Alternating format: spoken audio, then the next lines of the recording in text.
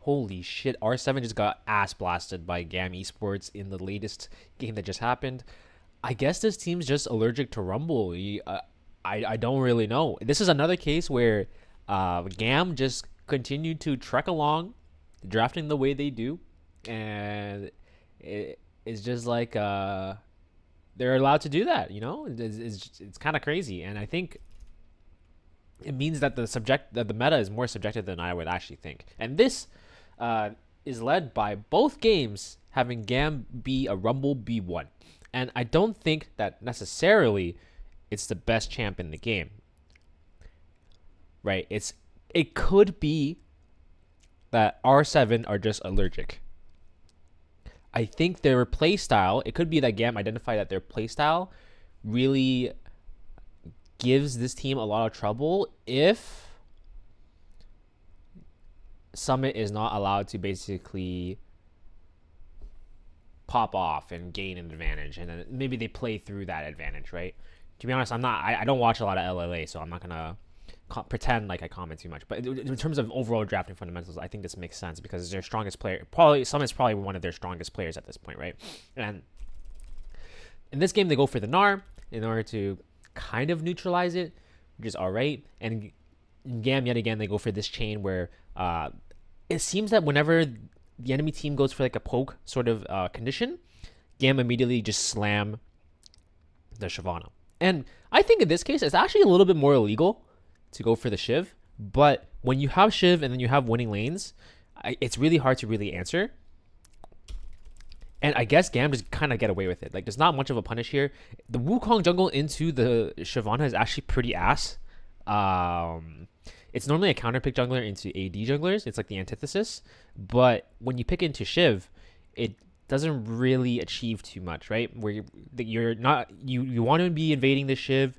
You want to be applying a lot of pressure. The Shiv's going to deal a lot of magic damage to you, actually. And you don't have the same oomph because your passive's not as strong, your skirmish is not as strong. So you're not going to be able to shut down this Shiv much, if at all, right? So I wouldn't say there's anything special about this GAM comp. It's more so that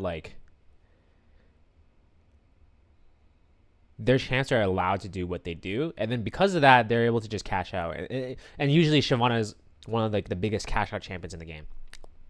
And I think it's really, really hard for the R7 team to really do much in this situation, especially with another Braum R5. It seems that teams are misreading a little bit. It's a little bit of give and take, right? Because it's the catch-22. I can see where they're going from because the Braum is on paper really effective into the MF. It blocks the entire bullet time. It can play backwards into the Yone.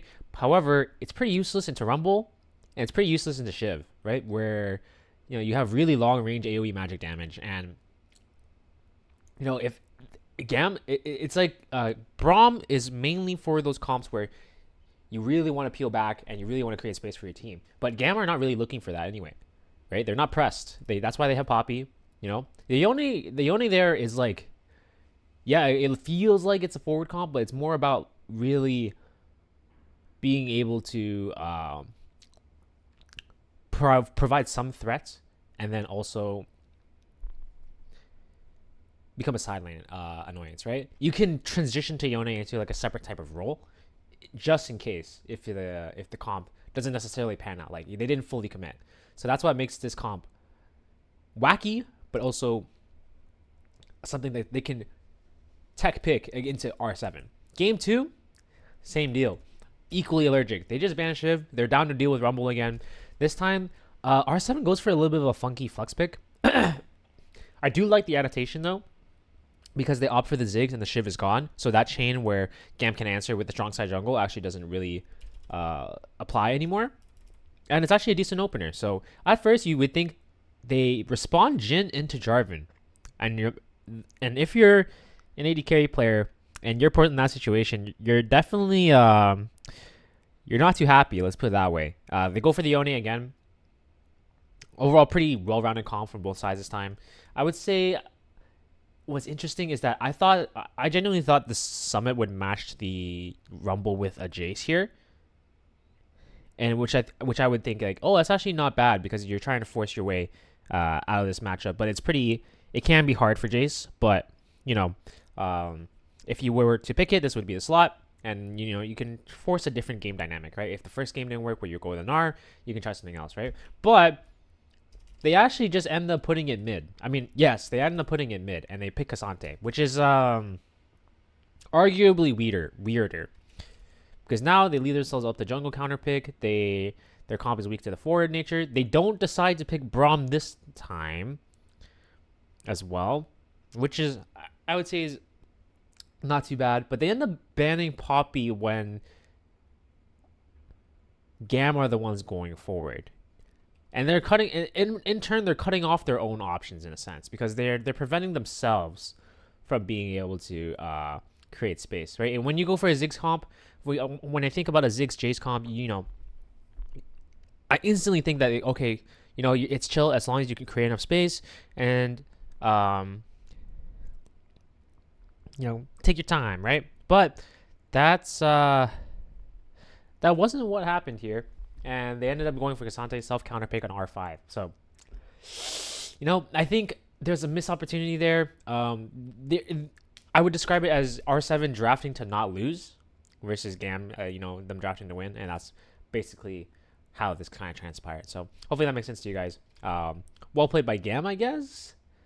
Vietnamese drafting goes crazy, and yeah, I hope this isn't the last of Summit though. So hopefully I'll be able to cover him again in a future match, and as they go against the winner of I believe the other side of the bracket. So hopefully that makes sense to you guys. Catch you in the next one.